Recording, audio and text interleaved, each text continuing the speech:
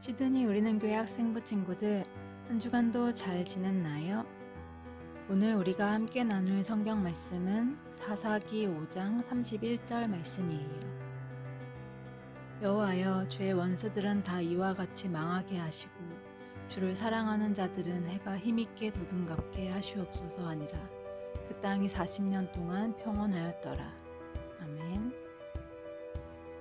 오늘은 지난 주일에 살펴보았던 삼손 이전에 이스라엘의 지도자였던 드보라에 대해서 이야기 나누려고 해요. 가나안 땅에 살게 된 이스라엘 백성들은 우상을 섬기며 하나님의 말씀을 듣지 않고 악을 행했어요. 하나님은 이스라엘이 가나안 땅 하솔의 왕 야빈에게 엄청난 학대를 받게 하셨어요. 야빈 왕은 900대의 철병거를 가지고 있었어요. 오늘날 탱크와 같은 철병거를 900대나 가지고 있었다는 것은 엄청난 힘을 가지고 있다는 거예요. 고난받던 이스라엘 백성들은 하나님께 부르짖었어요. 하나님께서는 이스라엘 백성들을 구해주실 거예요. 그때 드보라라는 여인이 사사가 되었어요. 사사는 하나님의 말씀을 전달하며 전쟁을 이끌고 하나님의 말씀에 따라 재판을 해주는 지도자였어요. 드보라는 백성들에게 존경받는 사사였어요. 어느 날 드보라는 군대 장관이었던 바락에게 하나님의 말씀을 전해요. 너는 10,000명의 군사들을 데리고 다볼산으로 가라. 하나님께서 야빈 왕의 군대 장관인 시스라와 그의 철병거와 군사들을 기손강으로 이끌어낼 것이며 그 전쟁에서 이기게 하시리라. 그 전쟁은 승리가 확정된 싸움이었어요. 하나님의 뜻은 이스라엘의 승리예요. 그러나 바락은 900대의 철병거가 두려웠어요. 바락은 드보라에게 전쟁터에 함께 가지 않으면 자신도 가지 않겠다고 말했어요. 드보라는 약한 여인이었지만 영적으로 강한 사람이었어요. 드보라는 바락과 함께 전쟁터에 같이 가겠다고 약속했어요. 그리고 이런 말을 했어요. 사사기 4장 9절 말씀. 이르되 내가 반드시 너와 함께 가리라.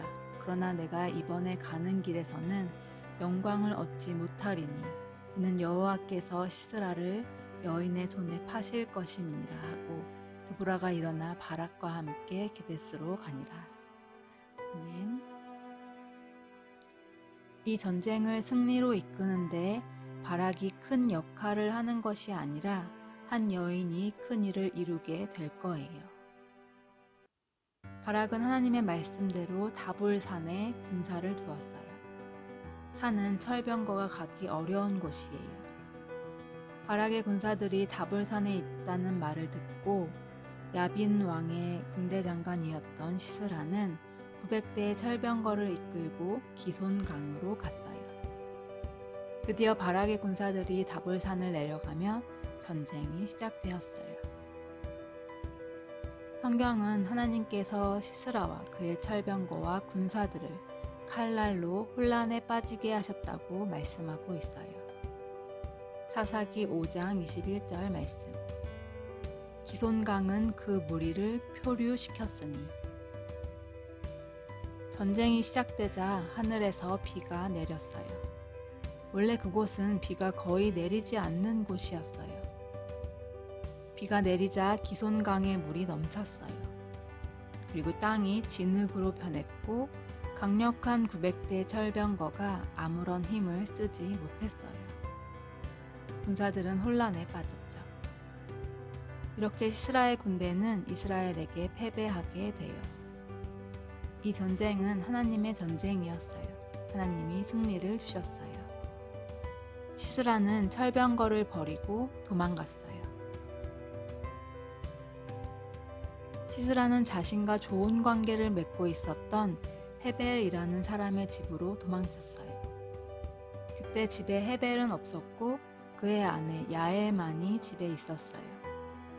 야엘은 시스라를 맞이해주고 편하게 쉬게 했어요. 마음이 놓인 시스라는 야엘에게 물을 달라고 했어요. 야엘은 시스라에게 우유를 주었고 우유를 마신 시스라는 잠이 들었어요. 야엘은 잠든 시스라에게 망설임 없이 다가가 그를 죽였어요. 주저했던 바락과는 다른 모습을 보여주죠. 그녀는 이스라엘 사람이 아니라 겐 사람이었어요. 하지만 어느 편에 서야 하는지를 지혜롭게 결정했고 그로 인해 그녀의 가족들을 구해냈어요. 시스라의 죽음으로 이스라엘에 40년 동안 평화가 찾아왔어요. 인간적인 눈으로 보면 상황은 늘 최악이에요. 강력한 무기가 없었던 약한 이스라엘에게 900대의 철병거를 가진 군대는 최악의 상황이었어요. 절대 이길 수 없어 보이죠. 하지만 하나님은 비를 내리셔서 철병거를 사용할 수 없게 만드셨어요. 오히려 이스라엘이 두려워했던 철병거로 인해 전쟁에 이기게 하셨어요. 시스라는 친하게 지내던 사람의 집으로 잘 도망쳤어요. 그는 전쟁에서 살아남았어요. 하지만 좋은 관계를 유지했던 그 사람에게 죽임을 당하게 되죠. 하나님은 최악의 상황들을 이용하여 전쟁에서 이기게 하셨어요. 이것은 우리가 살아가면서 만나게 될 어려운 상황들을 두려워할 필요가 없다는 것을 알려주죠.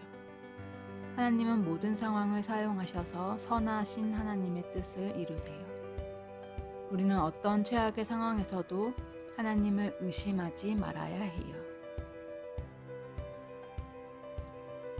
미국의 유명한 소설가 알렉스 헨리는 자신의 사무실에 독특한 그림을 걸어놓았어요. 그 그림은 거북이가 담장 위에 올라가 있는 그림이었어요. 사람들은 그 그림이 어떤 그림인지 물었어요. 이 사진은 아주 중요한 것을 알려주는 거예요. 거북이는 걸음도 느리고 높은 곳에 오르지 못하기 때문에 혼자서는 절대 담장 위에 올라갈 수 없어요. 분명 누군가 도와주었기 때문에 그곳에 올라갔을 거예요. 거북이처럼 부족한 내가 이 자리에 있을 수 있는 이유는 하나님이 나를 도와주셨기 때문에 가능한 것이었어요. 거북이는 절대 담장 위에 올라갈 수 없어요. 하지만 그림 속에서 거북이는 담장 위에 올라섰어요. 우리가 살아가면서 이 담장처럼 높아 보이는 어려운 일을 만나기도 할 거예요. 그건 마치 900대의 철병거처럼 두렵기도 하죠. 하지만 괜찮아요. 하나님이 그 담장 위로 우리를 올려주실 거예요. 문제는 아무것도 아니에요. 정말 중요한 것은 그 문제 앞에서 우리가 누구의 편에 서 있느냐예요. 하나님을 향한 믿음을 놓지 않는 거예요. 전쟁이 끝나고 드보라와 바락은 사사기 5장에서 하나님을 노래해요. 너희 왕들아 들으라, 통치자들아 귀를 기울이라.